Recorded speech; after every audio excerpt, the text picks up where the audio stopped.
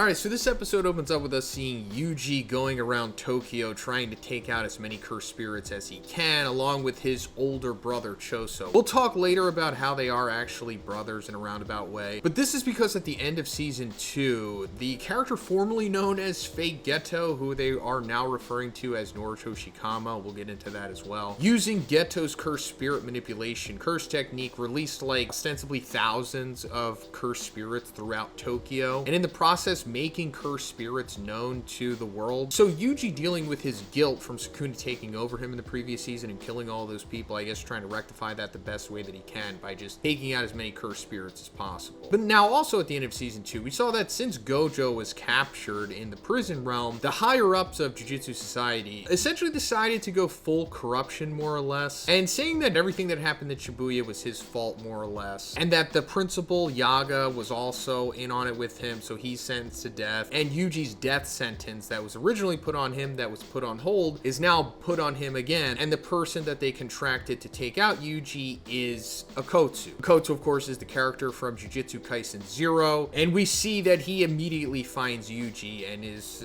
trying to kill him. But we're going to find out that he's, not literally trying to kill him. Anyway, we're also being introduced to a new character by the name of Naoya Zenin. This is the son of Naobito, that guy that we saw in Season 2 who was fighting against Dagon. Naoya sucks even more than Naobito does. He actually makes Naobito look likable, but he's coming to like Naobito's will reading because Naobito's died from his wounds that he received in Season 2. And he was the head of the Zenin clan, so now that he's gone, Naoya is supposed to take over as head of the Zenin clan, or at least he thought he was, until it's revealed that Toji put in this special clause. And it turns out that if for some reason Gojo dies or is mentally incapacitated or something like that, I guess just putting it out there for the rare situation to where he's put into the prison realm. This is just Gege covering his tracks, I guess. But now that Gojo is out of the picture, this special clause is coming up as to where Megumi suddenly gets to become the head of the Zenin clan instead of Naoya. So this obviously angers Naoya because he wants to be the head of the Zenin clan and not Megumi. So he figures out that Megumi is looking for Yuji. That's a perfect opportunity for him because Yuji is up for execution. So Naoya's like, oh, I'll kill two birds with one stone. I'll kill Yuji, which he's supposed to die anyway. And then once I find Yuji, I'll probably find Megumi and then I'll just kill him too. And then I'll become the head of the Zenin clan. So Naoya doesn't really waste any time here. He immediately finds Yuji with Choso.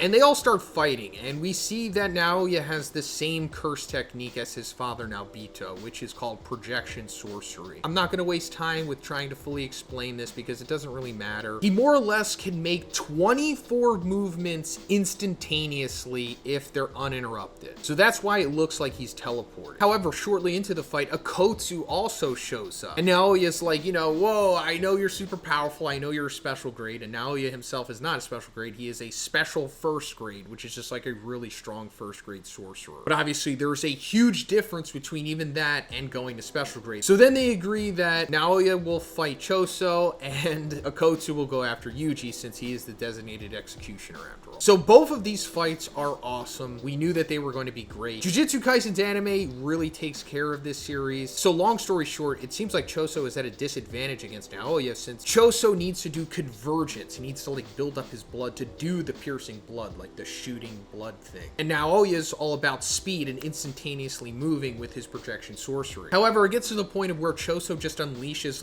a tidal wave of his blood, which seems like it shouldn't work, but then it's explained that he can just convert cursed energy into blood. So he's able to produce more than the amount of blood that would actually be inside of his body. And as long as his cursed energy doesn't run out, he won't die of blood loss. So this gets to the point of slightly slowing down Naoya. And then Choso also reveals that he has this supernova technique that he had been working on, where it's just his blood explodes, more or less. It's like blood grenade. And this takes down Naoya. And also Choso's blood is poisoned because he is also part cursed spirit, and we'll get into that a little later. Yuji and Akotsu have a pretty good fight, obviously very one-sided because Akotsu is incredibly powerful. It's revealed that he has even more cursed energy than Gojo does. However, it's finite. With Gojo, who does have an incredible amount of cursed energy, he has the 6 eyes, so it's efficiently used and more or less won't run out. Also, Akotsu physically, just inherently, is weak. But when he reinforces himself with this incredible amount of cursed energy, he becomes ultra powerful. as to where with Yuji, he is inherently really strong. He almost has like heavenly restriction. To when he reinforces himself with cursed energy, it's not nearly as much of a boost as with Akotsu, which is why he says that they're like opposites. Yuji is like this, of course, because he is the vessel for Sukuna. At the end of season 2, Noritoshi Kamo, Fake Geto, said that he more or less made Yuji to be a vessel for Sukuna. He said it, so it's not a spoiler. But anyway, we'll get into that momentarily. Rika comes out of nowhere and grabs Yuji. Yes, this is kind of the same Rika that we saw in Jujutsu Kaisen 0, although that original Rika seemingly died or was exorcised or moved on to the afterlife or whatever. This Rika obviously looks different, and as Yuji says, is that a Shikigami? And the answer is yes. Something kind of happened in between Jujutsu Kaisen 0 and what's happening now with Akotsu's curse technique, as to where Rika is no longer like a full-blown unhinged cursed spirit the way that she was in that movie. She has now become an accessory of Akotsu's curse technique and is now like a Shikigami for him. So she grabs Yuji and Akotsu stabs Yuji in the heart with his sword. And he literally kills Yuji. He needed to kill Yuji because he made a binding vow with the higher-ups of Jujutsu Society saying that he would kill Yuji, because otherwise they know that he could just lie about it. Then he heals Naoya in exchange for him telling the higher-ups that he did kill Yuji, so that they think that everything went accordingly and they're not going to come after Akotsu or Yuji. Akotsu did all of this because it turns out that he had talked to Gojo beforehand, and Gojo said, hey, you know, if something happens, I need you to take care of Yuji in my absence, and he does that. Oh, and also Akotsu does the same thing that he does to Naoya. He uses his reverse curse technique on Yuji to heal him within a second of his heart stopping.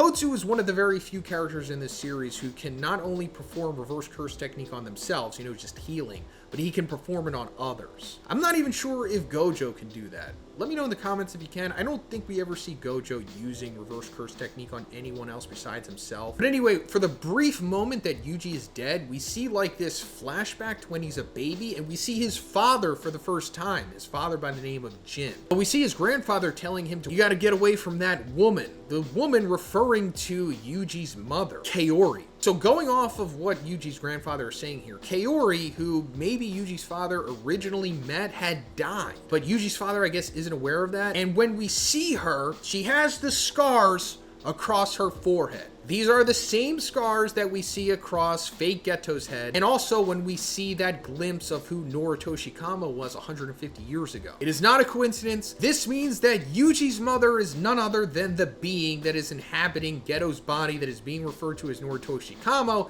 but that is not his real name. He says that Noritoshi Kamo is one of the many names that he's had over the however long he's been alive. His name will be revealed, I think, in the next episode, so just wait for that. But yeah, here's the big reveal. Fake Geto is Yuji's mother. Yes.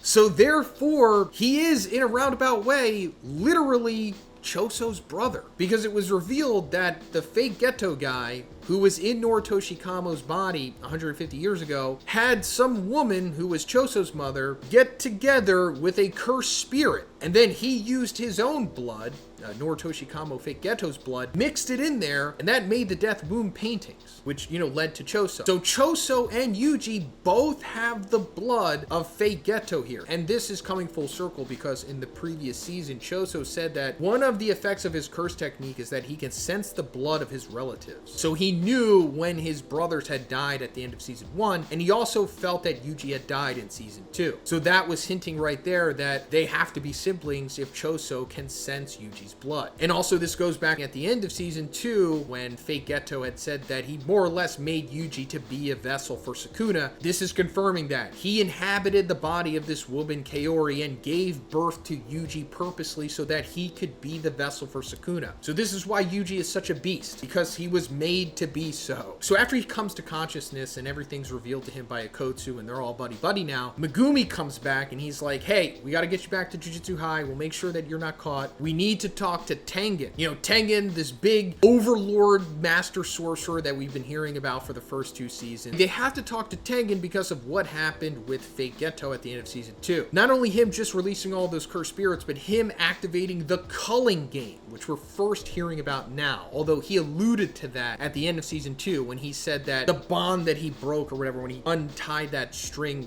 not things. Sorcerers that he made vessels for ancient sorcerers, like Yuji becoming Sukuna, well, there's multiple of those people out there, as well as people that were just normal people, but he augmented their brain so that they can have curse techniques. And it turns out that Sumiki is involved in this as well. Sumiki, the sister of Megumi. I don't think it's been explicitly revealed yet what she's going to be here, whether she's going to be a vessel for an ancient spirit, or if her brain has been augmented to have a curse technique. Maybe it has. I just don't want to accidentally spoil what's going on with her, but she is now awakened from her coma that she's been in for the first 2 seasons, but she seems to be unresponsive because we see Megumi like briefly with her, but she's involved in the culling game here. She's like forced into it. Now, the culling game itself is really funny because we're just thrown this wall of text on the screen with no narration. And that, like I said, is funny because most of the people watching this episode are probably not going to read all of that. And that's fine. You don't really have to. In the next episode, Tengen is going to explain what this is. Now, speaking of Tengen, everyone quickly gets together to go find him. Now, normally it would be really hard to get to him in the Star Corridor,